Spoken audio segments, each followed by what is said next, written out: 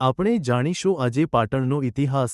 અણહિલપુર પાટણનું નામ ગુજરાતના સામ્રાજ્યનો પાયો નાખનાર ગણાતા વનરાજ ચાવડાના બાળમિત્ર અને સહાયક ભરવાડ અણહિલના નામ પરથી પડ્યું હોવાનું કહેવાય છે।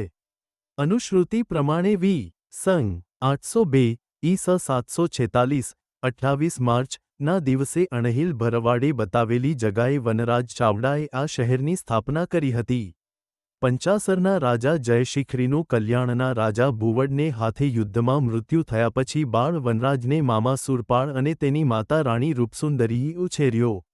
વનરાજે પછી ટોળી જમાવીને રાજ્યની સ્થાપના કરી અને અણહિલપુર પાટણ વસાવ્યું।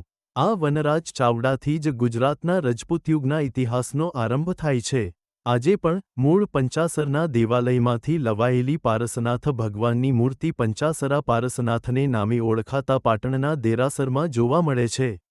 તે દેરાસરના એક ગોખમાં વનરાજ ચાવડાની પુરાણી મૂર્તિ પણ છે। ગુજરાતના સામ્રાજ્ય અને સમૃદ્ધિનો સુવર્ણયુગ 16 કળાએ પ્રકાશ્યો સિદ્ધરાજ જયસિંહના સમયમાં। તે સમયના અત્યંત વિસ્તૃત નગર પાટણની જાહોજલાલી અને શોભાના વર્ણનો અનેક પ્રાચીન ગ્રંથોમાં જળવાયેલા છે।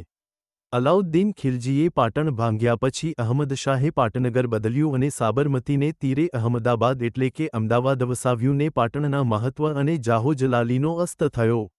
વિડિયો ગમ્યો હોય તો ચેનલને લાઇક અને સબસ્ક્રાઇબ કરો।